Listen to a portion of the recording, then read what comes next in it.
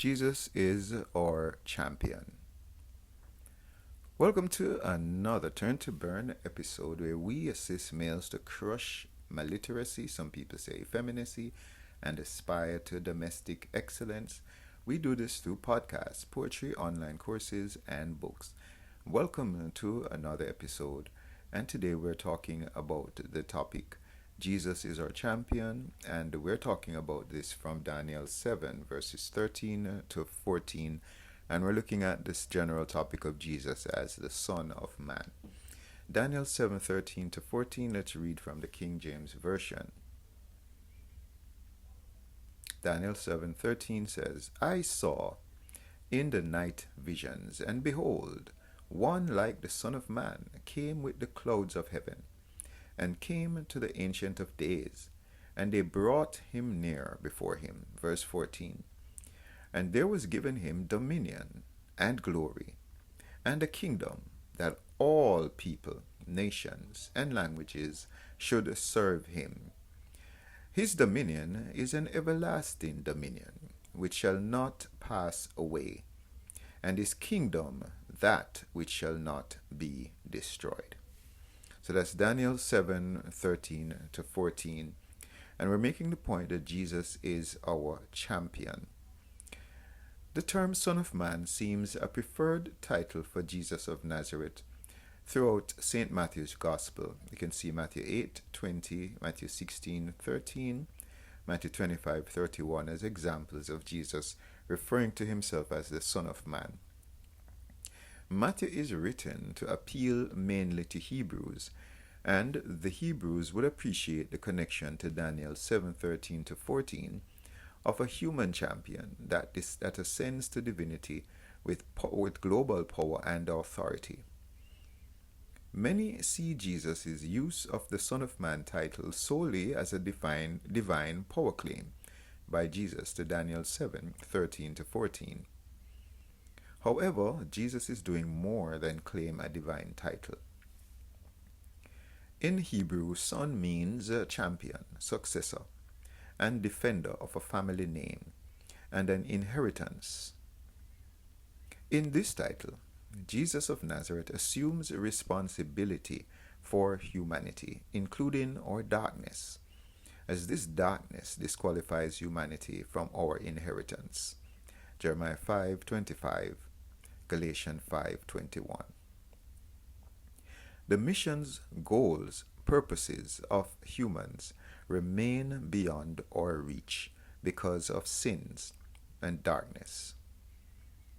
Satan knew the potential of humans because of his knowledge of Yah's glory as a guarding cherub in Yah's holy mountain. See Ezekiel 28:14. We understand a cherub is a high spiritual being that was a being that was protective of the glory of God in the holy mountain.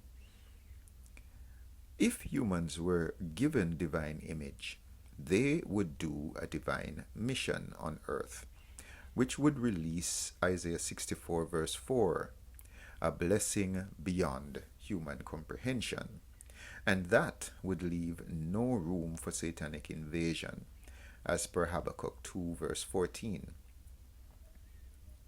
We're making the point that God wants humans to participate in his glory, filling the earth as the waters cover the sea. There will be no space for any satanic invasion if the glory of God fills the earth.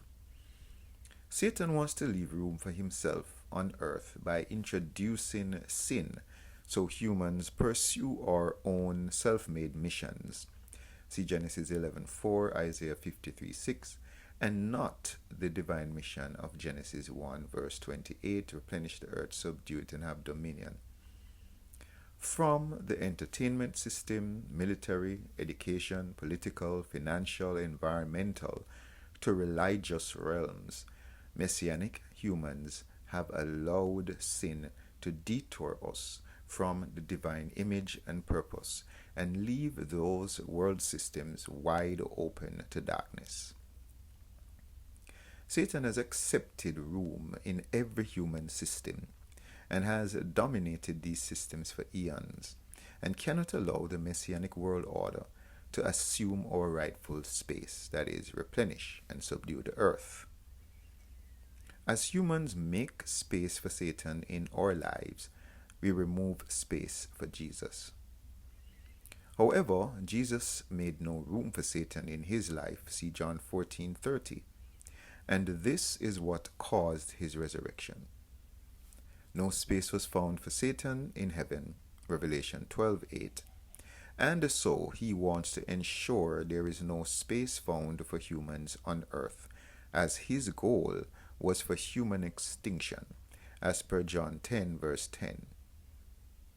Jesus wants us to fulfill the divine purposes and works because his Father, in anticipation of our existence from beyond time, ordained us to walk in these works, missions, and purposes. Jeremiah 1:5, Ephesians 2 verse 10. The Son of Man is humanity's superhero that removes every excuse and barrier for us being our best, that is Yah's image, and dominate earth in Genesis 1:27-28. There are beings that have eternal interest in preventing humans from the divine mission to the extent to assassinate our champion, Jesus. But he is more powerful than their strongest seditious or coup attempts and embarrassed them with his resurrection. See Colossians 2 verse 15.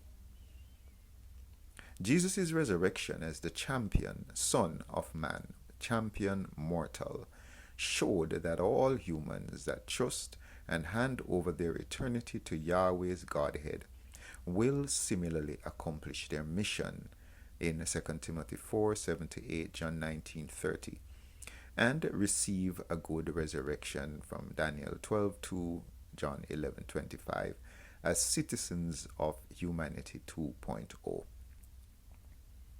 Jesus as the Son of Man blasts hell's gates and blasts open hell's gates and leads the way for humanity 2.0 into the kingdom of heaven through Matthew 5:3-12, the Beatitudes.